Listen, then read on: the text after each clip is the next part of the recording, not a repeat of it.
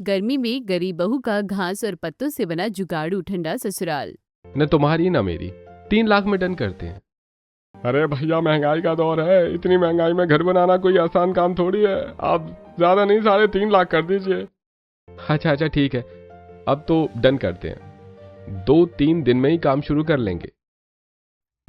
उस आदमी से बात करके रोहन गर्मी में धूप में पसीने से तरबतर होकर घर आता है। अरे बाप रे बाप, बाहर तो बहुत ज्यादा गर्मी थी। रोहन की पत्नी नेहा उसके लिए शरबत बनाकर लाती है। सब बहुत एक्साइटेड थे और रोहन से पूछते हैं, बेटा जल्दी बता क्या बात बन गई। हाँ माँ, 3.5 लाख में डन कर दिया है। अब जल्दी हमारा घर बनने का काम शुरू हो जाएगा। मुझे तो यकीन ही नहीं हो रहा कि हमारा घर बनने वाला है। फाइनली हमारा घर बन जाएगा पिछली बारिश के मौसम में, वरना हमें कितनी ज्यादा परेशानी हो रही थी। इस बार हम अपना घर अच्छे से बनवाएंगे। हाँ, इस बार हम नए नक्शे के हिसाब से घर बनाएंगे। फर्स्ट फ्लोर पर छोटी सी बालकनी भी होगी, कमरे पर अच्छा लगेगा।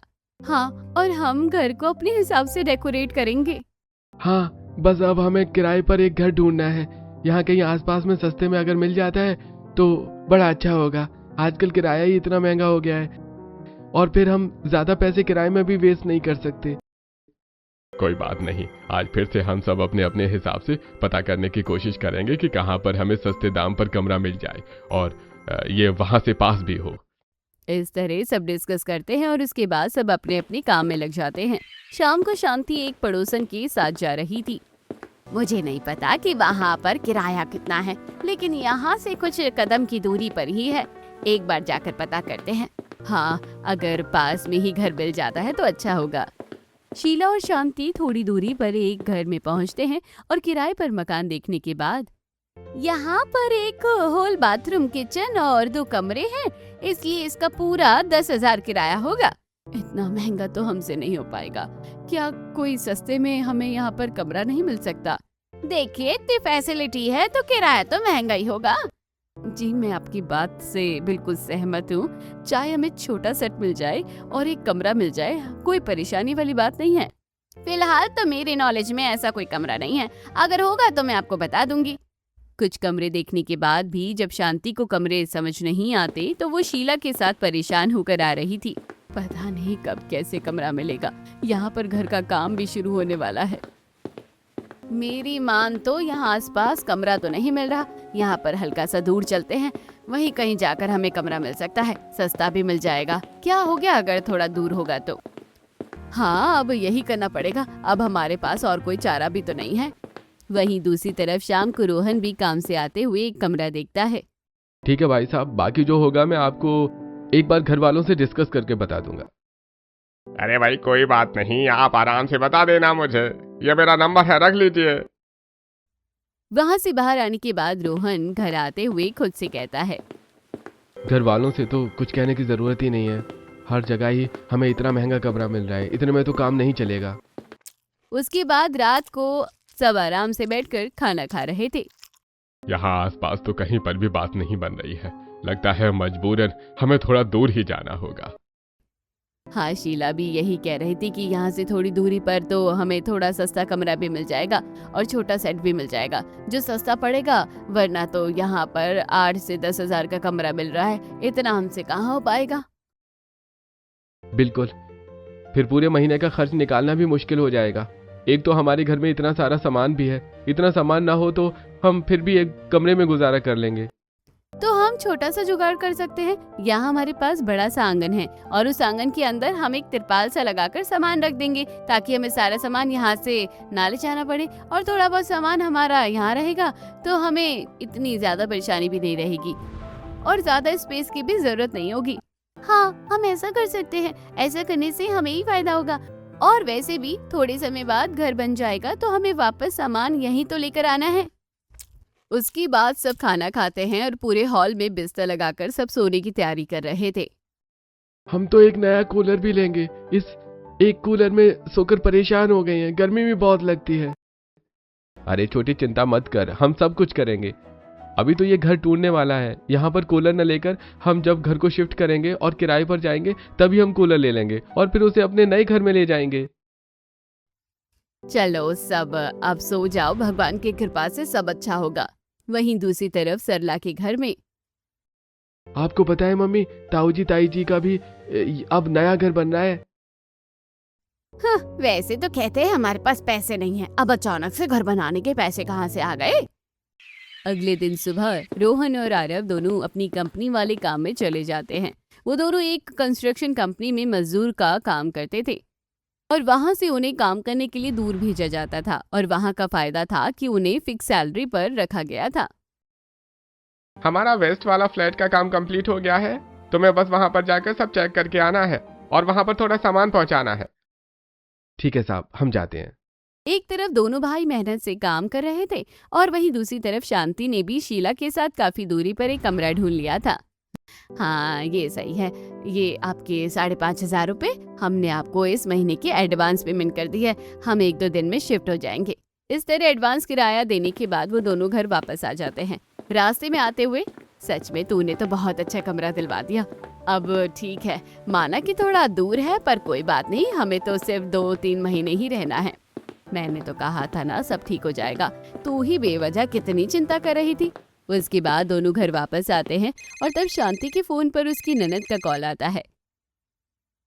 मैंने सुना है तुमने घर बनवाने का ठेका दे दिया है। जी हाँ दीदी, आपने बिल्कुल सही सुना है। 1-2 दिन बाद बस हमारा काम शुरू हो जाएगा। हम आपको कब से कह रहे हैं आने के लिए, आप कब आएंगे? अब तो हम किराए के मकान में शिफ्ट हो जाएंगे, अब वहाँ ही आना पड़ेगा आपको। अरे मेरा पोता पोती के स्कूल चल रहे हैं, अभी तो अप्रैल ही लगा है, अब उनके स्कूल की छुट्टी पड़ेगी तब आऊंगी। इस तरह यूं ही 1-2 दिन गुजर जाते हैं। नेहा, रिया, आरव और रोहन सभी कुछ डंडों से उसके ऊपर पन्नी की छत लगाकर एक नॉर्मल तिरपाल बना लेते हैं और वहां पर एक्स्ट्रा सामान रख देते हैं। चलो काम हो गया, एक जुगाड़ू स्टोर रूम बन गया है। और उन्होंने अब अपने किराए वाले मकान में सामान भी शिफ्ट कर लिया था। चलो आज हमारा यहाँ पर सारा सामान शिफ्ट हो गया है, अब कल से हमारा घर का काम शुरू हो जाएगा। मैं तो पूरा दिन काम करके बहुत ज्यादा थक गई हूँ और मुझे भी बहुत ज्यादा भूख लगी है। अभी पूरा सामान फैला हुआ है, खाना भी बनाना मुश्किल होगा। तो कोई बात नहीं, आज हम शीला आंटी के ढाबे पर खाना खाने चलते हैं। वहाँ पर खाना भी सस्ता है और अच्छा भी है। सब शीला के ढाबे पर खाना खाने जाते हैं और वहाँ पर सभी को केले के पत्तों पर खाना परोसा जाता है। आंटी ने अपने ढाबे में बहुत सारी अलग अलग चीजें रखी हैं। केले की सब्जी कितनी टेस्टी है और केले के पत्तों पर खाना भी कितना मजेदार है।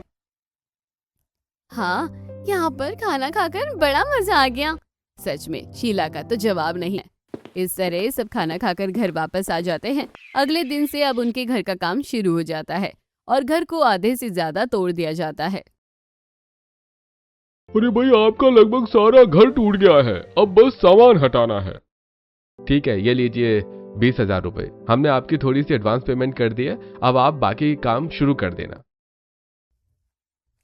इस तरह घर का काम भी शुरू हो गया था। एक रात रोहन के पास किसी का कॉल आता है। सर, मैं आपके बैंक से बोल रहा हूँ, आपके अकाउंट में पूरे 10 लाख रुपए हैं। जी हाँ, तो आपने मुझे किस लिए कॉल किया है? दरअसल मेरे पास किसी का कॉल आया था और उसने आपके पैसे निकालने की कोशिश की।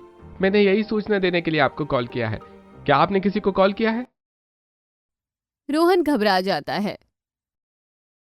जी नहीं, मैंने तो ऐसे किसी को भी नहीं कहा। देखिए, ये मेरे पैसे हैं और अपने पैसे निकलवाने सिर्फ मैं ही आऊंगा। अच्छा, अगर ऐसा है तो देखिए, आपने अपने पैसे सेविंग अकाउंट में नहीं रखे हैं। अगर आप ऐसा करते हैं तो आपके पैसों को कोई खतरा नहीं होगा। तो ठीक है, कल मैं बैंक में आकर सारा काम करवा लूंगा। तब तक आप किसी को कोई पेमेंट मत करना। अरे सर, आजकल तो ऑनलाइन डिजिटल का जमाना है, आपको बैंक आने की जरूरत ही नहीं है। आप बस मुझे OTP बता दीजिए, आपका काम घर बैठे ही हो जाएगा। और अचानक से पैसे कटेंगे तो घबराना नहीं, क्योंकि आपके दूसरे अकाउंट में पैसे ट्रांसफर हो जाएंगे। इस तरह रोहन उसे OTP बता देता है और उसका बैंक अकाउंट पूरी तरह से खाली हो जाता है। अब रोहन बार बार चेक करता है कि उसका बैलेंस दोबारा शो होगा या नहीं, इसलिए वो दोबारा उस नंबर पर कॉल करता है, लेकिन कॉल नहीं मिलती। लगता है सो गया होगा, कोई बात नहीं, सुबह देखूंगा। लेकिन अगले दिन सुबह तक भी रोहन को कोई रिस्पॉन्स नहीं मिलता। अब रोहन सच में घबरा जाता है और घर वालों को ये बात पता चलती है तो अरे भैया, आपके साथ स्कैम हुआ है, हमें अभी जल्दी से पुलिस स्टेशन जाना चाहिए। हे भगवान, हमारे साथ ये क्या हो गया? हमारे पूरे परिवार की इतने सालों की मेहनत की पूंजी जमा करके हमने रखी थी, अब हम क्या करेंगे? सब घबराकर जल्दी से पुलिस स्टेशन पहुंच जाते हैं और वहां पर रिपोर्ट दर्ज करवाते हैं। सर, मुझे लगा कोई बैंक से बोल रहा है, इसलिए मैंने ओटीपी दे दिया। प्लीज कुछ कीजिए, मैं बहुत सालों से पैसे जमा किए थे और कुछ पैसे उधार के भी थे। प्लीज हमारे पैसे वापस दिलवा दीजिए।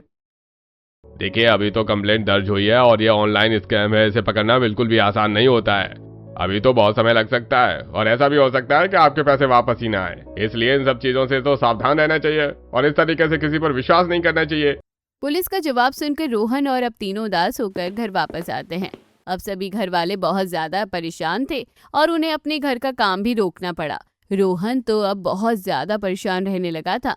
देखिए, मैं जानती हूँ कि हमारे ऊपर बहुत बड़ी मुसीबत आ गई है, लेकिन इस तरह खाना छोड़ने और उदास रहना, इस चीज का कोई सोल्यूशन नहीं है। हमने पुलिस में कंप्लेंट लिखवाई है, आप बस भगवान पर भरोसा रखिए, हो सकता है कि हमें हमारे पैसे मिल जाए।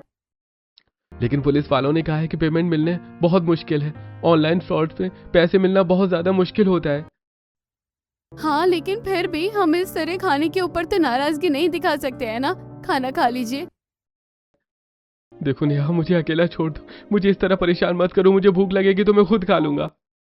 इस तरह रोहन परेशान रहता है और नेहा जब वापस अपने कमरे में आती है, क्या आज भी रोहन ने खाना नहीं खाया? नहीं मम्मी जी, समझ नहीं आ रहा कि अब हम क्या करेंगे। अरे, हम गरीबों के साथ ही ऐसा होता है। इतनी मेहनत से हम सबने मिलकर पैसे जोड़े थे और कुछ चीजों को बेचकर भी कुछ पैसे जोड़े थे और कुछ उधार लिए थे। कितना बड़ा घाटा हो गया है हमारा। 2 लाख रुपए का तो ब्याज भी देना था। अरे, पूरे 4,000 रुपए ब्याज जाएगा और अब किराए भी 5,500 है। शुक्र है कि हमने ज्यादा महंगा कमरा नहीं लिया था और सिर्फ एक कमरे में काम चला रहे हैं, वरना तो मुसीबत हो जाती।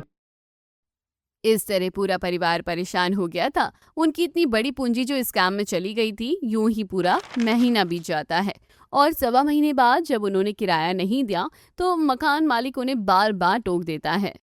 अरे भाई, तुम्हें यहाँ रहने से पहले जब कमरा दिया था तो बताया था ना कि एडवांस किराया देना है। अरे, तुम तो दूसरे महीने में ही ऐसा कर रहे हो, तो आगे पता नहीं क्या करोगे। अरे भाई साहब, हमारे साथ बहुत बड़ा स्कैम हो गया है, इसलिए ऐसी परेशानी हो रही है। आप बस हमें थोड़ा समय दे दीजिए। हाँ ठीक है, सिर्फ 1 हफ्ते का समय है, इस महीने का और अगले महीने का भी किराया मुझे एडवांस चाहिए, तभी यहाँ रह सकते हो, वरना नहीं। इस तरह हर जगह से परेशानियां ही परेशानियां आ रही थी। नेहा भी पूरे परिवार को परेशान देखकर बहुत ज्यादा परेशान हो जाती है। अब एक दिन नेहा रिया के साथ अपने पुराने घर में जाती है, जहां पर हर जगह टूटा हुआ सामान फैला हुआ था। वो सारे सामान उठाकर ले गए हैं, बस थोड़ा बहुत ईंट वगैरह ही बची है।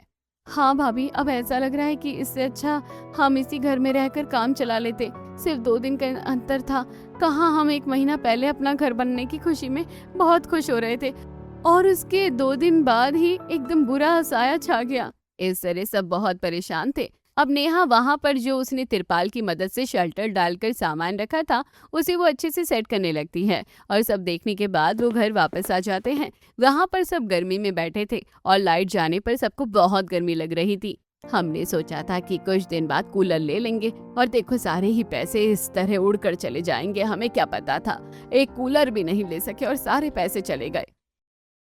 सच में किसी ने सही कहा है, कब राजा से रंक बन जाए कुछ नहीं पता चलता। जिंदगी का कुछ नहीं पता, कब किस मोड़ पर क्या हो जाता है। इस तरह से सभी बहुत परेशान थे और 1 हफ्ता बीत जाता है। अब मकान मालिक फिर से गुस्सा होकर आता है। देखिए, अभी हमारी सैलरी नहीं मिली है, इसलिए थोड़ी मुश्किल हो रही है। आप हमें थोड़ा और समय दे दीजिए। बिल्कुल नहीं, अब मैं और समय नहीं दे सकता, चलो जाओ यहाँ से। अब मजबूरन सबको कमरा खाली करना था, लेकिन कुछ अता पता नहीं था कि कहाँ जाना है। उनके पास सिर्फ 2 दिन थे। तब नेहा सबको एक आइडिया देती है। देखिए, अभी हमारे पास कहीं जाने का रास्ता नहीं है, अब हमें कुछ करना होगा। अगर हम कहीं और भी जाएंगे तो बहुत महंगे कमरे मिलेंगे। यहाँ पर तो स्पेस भी कम था और इतनी फैसिलिटी भी नहीं है, इसलिए। लेकिन हम इतना किराया अफोर्ड नहीं कर सकते क्योंकि अब हमारा ब्याज भी जाता है। तो तुम बताओ बहू, हमें क्या करना चाहिए? आप दोनों कंस्ट्रक्शन कंपनी में काम करते हैं तो घर बनाने के बारे में तो पता ही है। लेकिन सामान लाने के लिए तो बहुत ज्यादा पैसों की जरूरत है ना। हाँ, तो हमें ईंट और सीमेंट का घर क्यों बनाना है? आपने देखा था ना मेरा खुद का मायका, वहाँ पर घर मिट्टी का बना हुआ था। ऐसे ही हम मिट्टी का घर बना सकते हैं। लेकिन बेटा वो गांव की बात है, यहाँ तो शहर है, यहाँ पर ऐसे घर नहीं होते हैं। मम्मी जी कुछ टाइम के लिए छत तो चाहिए ना। अब हम कब तक ऐसे किराए पर रहेंगे, और अगर ऐसे ब्याज और किराया दोनों जाएगा तो हम ब्याज का मूल कभी नहीं चुका पाएंगे। ऐसे तो हम जिंदगी भर ब्याज देते रह जाएंगे। बहू सही कह रही है, 2 चीज का खर्चा बहुत महंगा पड़ जाता है और बहुत भारी पड़ जाता है। अगर हम नॉर्मल सा घर बनाकर रह लेंगे तो हमें ही फायदा होगा। वैसे भी पहले वाला जो घर था वो खंडर था, और बारिश में उसमें कितनी ज्यादा परेशानी होती थी। तो मिट्टी का घर तो फिर भी ठंडा होता है, गर्मी में भी काम आ जाएगा, और यहाँ पर तो हम गर्मी में अंडे की तरह उबलते रहते हैं। इस तरह से हम नेहा की बात से सहमत हो जाते हैं। और अगले दिन जब रोहन और नेहा मिट्टी का भाव पता करने जाते हैं तो मिट्टी बहुत महंगी मिलती है। सब अपने घर में आंगन में इस तरह परेशान होकर बैठे रहते हैं। अब तो मिट्टी वाला आइडिया भी फेल हो गया, अब क्या करेंगे? अगर मिट्टी का नहीं हो सकता तो हम लकड़ी और घास के पत्तों का घर बनाएंगे। बेटा तुम कैसी बातें कर रही हो, भला घास और पत्तों का भी घर बनता है। अगर हम कुछ भी करना चाहे तो कुछ भी कर सकते हैं। पहले घास के भी तो घर होते थे। लेकिन भाभी, हमें कितनी शर्म आएगी इस तरीके से रहने में। जिसने करी शर्म उसके फूटे करम। देखो इस समय हमारे लिए एक छत होना बहुत जरूरी है। उसके बाद नेहा सभी को पूरा प्लान बताती है कि किस तरीके से वो घास और पत्तों का घर बना सकते हैं। उसके बाद सभी वहां दूर एक पुराने खेत से बहुत सारी घास, लकड़ी के फट्टे, बांस की लकड़ी, साथ में बहुत सारे केले के पत्ते को लेकर आते हैं। 4-5 चक्कर लगाने के बाद काफी सारा सामान इकट्ठा हो जाता है, और जहाँ पहले थोड़ी बहुत ईंट रखी हुई थी उसे हटा दिया जाता है। हम सब मिलकर आज दीवार और छत तो बनाकर ही रहेंगे, फिर उसमें सारा सामान शिफ्ट करने के बाद धीरे धीरे सारा काम खत्म कर लेंगे। आज सभी पूरी मेहनत और लगन के साथ अपना घास और पत्तों का घर तैयार करना शुरू करते हैं। सबसे पहले लकड़ी के डंडों को इकट्ठा किया जाता है और सभी लकड़ियों को पास में मजबूती के साथ रस्सी से बांध दिया जाता है, और उसके बाद उसके ऊपर अच्छे से घास को लगा दिया जाता है। रोहन और आरव थोड़ी बहुत मिट्टी भी लेकर आते हैं। ये मिट्टी आपको कहाँ से मिली? हमने सोचा था कि बिना मिट्टी के काम नहीं हो पाएगा, इसलिए थोड़ी सी मिट्टी हमने खरीद ली और थोड़ी बहुत हमने इधर उधर से इकट्ठी कर ली। ये तो बहुत अच्छा हो गया, मिट्टी से तो और भी सारी चीजें हो सकती हैं। इस तरह सभी लकड़ी के डंडों को अच्छे से बांधकर उस पर घास लगाकर 4 दीवारी तैयार कर लेते हैं, और साथ में इसी तरीके से छत को तैयार कर लिया जाता है। अरे वाह, ये तो काफी अच्छा लग रहा है। अब मुझे यकीन है कि हमारा घर अच्छे से तैयार हो सकता है। चलो फर्श को हम मिट्टी से ही तैयार कर लेते हैं। इस तरह फर्श में ठंडक भी हो जाएगी और थोड़ा नरम भी हो जाएगा। अब नेहा घर के अंदर फर्श को मिट्टी से अच्छी तरह लीप देती है, क्योंकि घर तोड़ने की वजह से फर्श काफी हद तक खराब हो गया था। इस तरह घर तैयार हो जाता है। अब किराए वाले मकान से भी सामान अगले दिन सुबह वापस मंगवा लिया जाता है, लेकिन रोहन की पगार आने पर उस महीने का किराया भी मकान मालिक को दे दिया जाता है। घर खाली करने के बाद भी तुमने ईमानदारी दिखाई है, चलो अच्छी बात है। अब रोहन घर वापस आता है और अगले दिन रोहन और आरव तो काम पर चले जाते हैं, लेकिन नेहा ने जो 4 दीवारी तैयार की थी उसे 10 सेंटीमीटर दूरी पर मिट्टी से अच्छी तरीके से घास और पत्तों को मिलाकर आधी आधी दीवार भी तैयार कर देती है। बेटा मुझे एक चीज समझ नहीं आई, जब हमने घास की और पत्तों की दीवार तैयार कर ली थी तो तुमने यहाँ पर आधी आधी बाहर से दूरी पर मिट्टी की दीवार क्यों बनाई? मम्मी जी, हमारे घर को ठंडा करने के लिए मैंने ऐसा किया है, क्योंकि घास और पत्तों से कहीं ना कहीं छेद होने पर थोड़ी धूप आ सकती है, लेकिन मिट्टी की आधी दीवार होने पर एक तो वो धूप रोकेगी, और साथ में अगर हम उसे गीला कर देंगे और उसके बीच में बहुत सारी घास को इकट्ठा करके उसमें भी पानी डाल देंगे तो घर के चारों तरफ बिल्कुल ठंडक रहेगी। कमाल है बेटा, मानना पड़ेगा, तूने तो सच में बहुत अच्छा दिमाग लगाया है। इस तरह नेहा के जुगाड़ से घर तो पूरी तरह से तैयार हो जाता है, और अब नेहा बची हुई घास और पत्तों की मदद से घर के छोटे मोटे सामान बनाना शुरू करती है। वो थोड़ी बहुत टोकरी और साथ में एक चारपाई भी बनाती है। भाभी, आपने इतनी छोटी चारपाई क्यों बनाई? मतलब इसकी ऊंचाई ज्यादा नहीं है, क्योंकि हम अगर ज्यादा हाइट रखेंगे तो ये ज्यादा मजबूत नहीं हो पाएगी, इसलिए मैंने इस तरीके से चारपाई को बनाया है कि ये मजबूती से रहे। भाभी, मानना पड़ेगा, आपने घर और पत्तों से जो घर बनाया है और उसके साथ आपने इतनी सारी चीजें भी बनाई है, सच में कमाल हो गया, सब कुछ बेमिसाल हो गया है। अब रिया को भी काफी खुशी हो रही थी और यूं ही दिन गुजर रहे थे, और गुजरते दिनों के साथ नेहा अब घर में सारी जरूरत का सामान बना रही थी। जैसे उसने कुर्सी, मेज और साथ में उसने बाहर की तरफ अपनी एक घास और पत्तों वाली ठंडी रसोई भी बना ली थी। लेकिन उसने ओपन रसोई बनाई थी। मिट्टी ज्यादा नहीं है, अगर मिट्टी होती तो थोड़ा बहुत और अच्छे से घर ठंडा हो जाता, पर कोई बात नहीं, घास और पत्तों से भी काफी अच्छा ठंडा घर बन रहा है। वहीं दूसरी तरफ सरला के घर कमला आई। रेखा दीदी है, कैसे स्कैम होने का ड्रामा कर रहे हैं? मुझे तो लगता है उनके पैसे नहीं थे, अचानक से इतने सारे पैसे कहाँ से आ जाते हैं उनके पास। इतना टूटा फूटा खंडर घर में ही तो रह रहे थे, अब देखो आदिवासी की तरह पत्तों के घर में रह रहे हैं। इसलिए तो मैं वहां जाना भी नहीं चाह रही, मुझे तो बड़ी शर्म आएगी वहां जाने में। नेहा ने जो घर के चारों तरफ मिट्टी की आधी दीवार बनाई थी, वो घास की दीवारों से थोड़ी सी दूरी पर थी। उसके बीच में भी उसने बहुत सारी घास डालकर उसके अंदर पानी डाल दिया था, और जब सभी घर के अंदर बैठे थे तो सबको काफी ठंडक का एहसास हो रहा था। सच में बड़ा मजा आ रहा है। हाँ सच में अब काफी अच्छा लग रहा है। उसके बाद नेहा एक लोटे में पानी लेकर कुछ घास के पत्तों को पीछे से बांधकर उसे अपना पूरे घर में छिड़क देती है। इसके बाद घर में घास और पत्ते और ज्यादा ताजा हो जाते हैं और थोड़ी ठंडक हो जाती है। अगले दिन उनके घर शीला आती है तो वो ये सब देखकर कहती है, सच कहूँ तो शांति, सच में तुझे बहुत अच्छी बहू मिली है, हर चीज का सोल्यूशन निकाल ही लेती है। आपको कैसे पता आंटी जी कि ये भाभी ने किया है?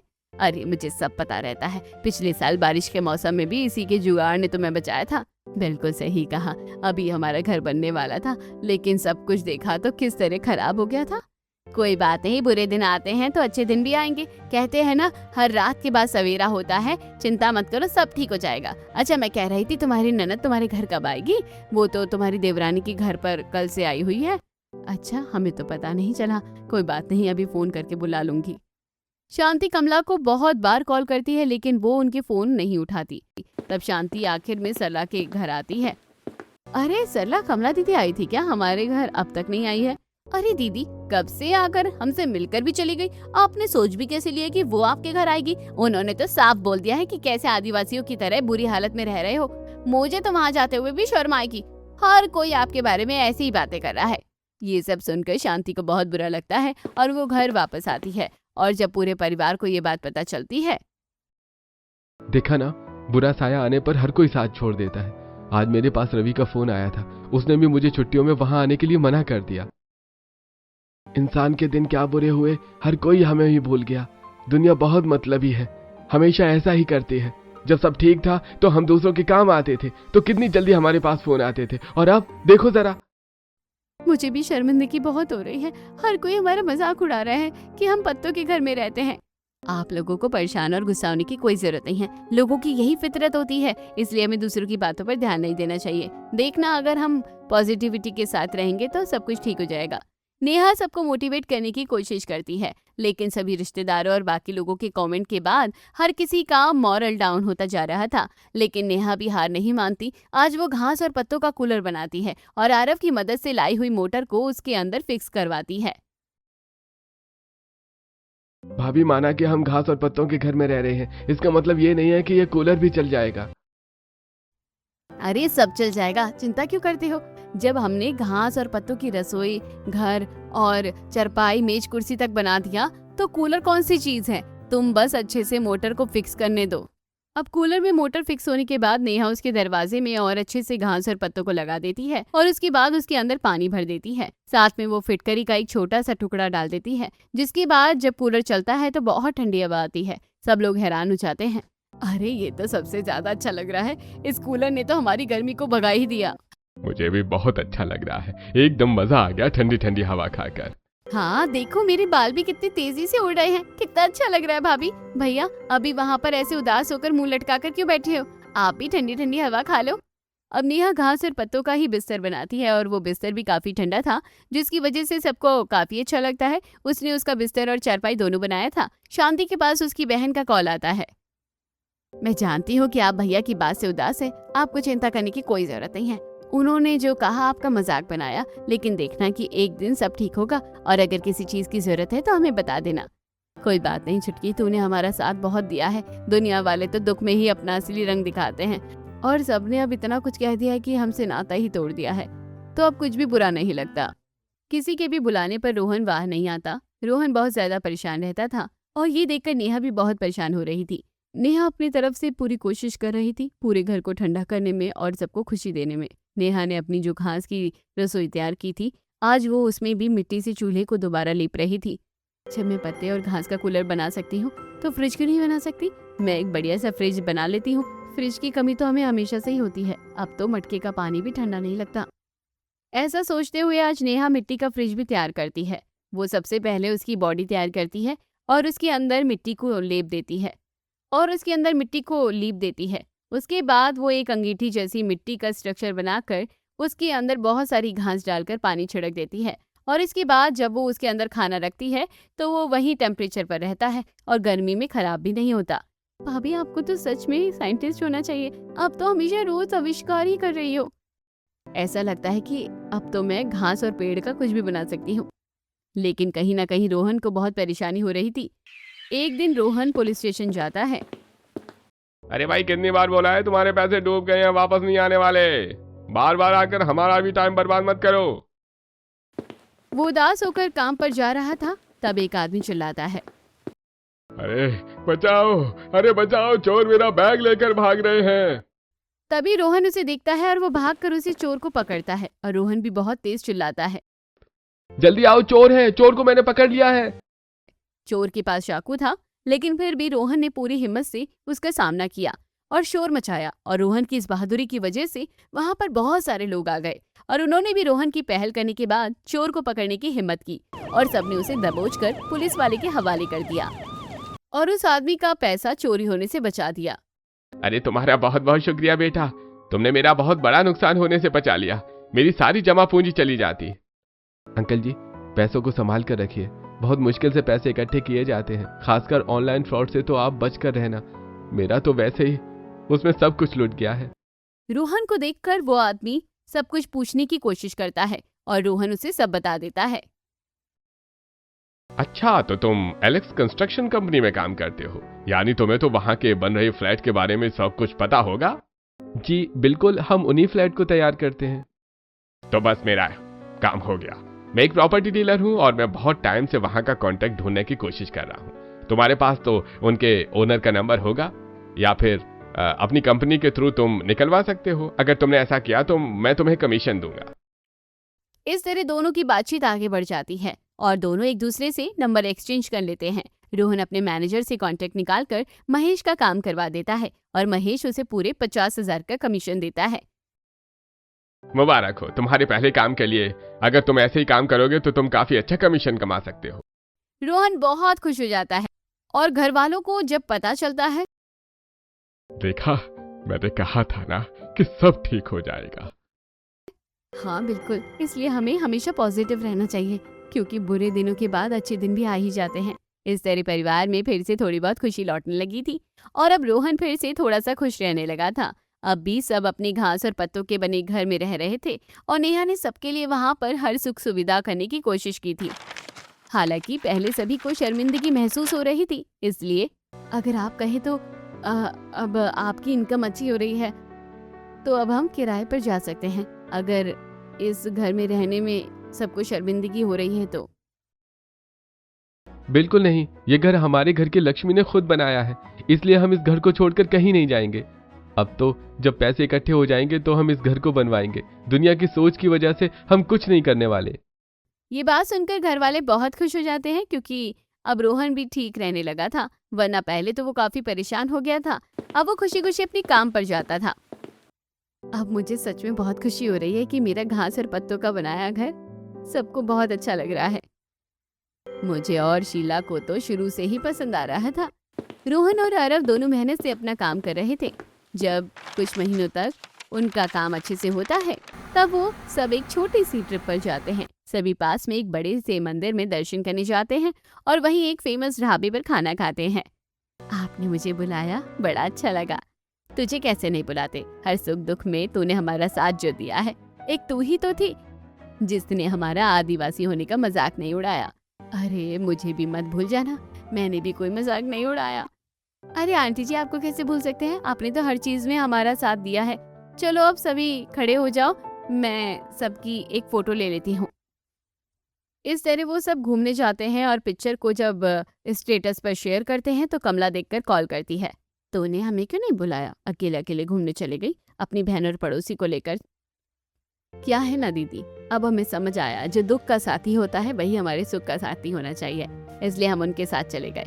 और फिर मैंने आपको इतनी कॉल किए, तब आपने ही तो हमारे कॉल नहीं उठाए थे। अरे वो तो बस, अभी मैं चलती हूँ दीदी, मुझे कुछ काम है, हमारा घर बनने का काम शुरू हो रहा है। अगले साल की गर्मियों में अब उनका घर बनने का काम शुरू हो जाता है और अब घर की 4 दीवारी बन जाती है और छत पर लेंटर डाल दिया जाता है, जिसकी मिठाई बांटी जाती है। तुम्हारे घर का लेंटर डल गया, बहुत बहुत बधाई। हाँ, इस बार सब बस अच्छे से हो जाए। इस तरह 1 साल घास पत्तों के घर में रहने के बाद अब फाइनली उनका घर बनना शुरू हो जाता है।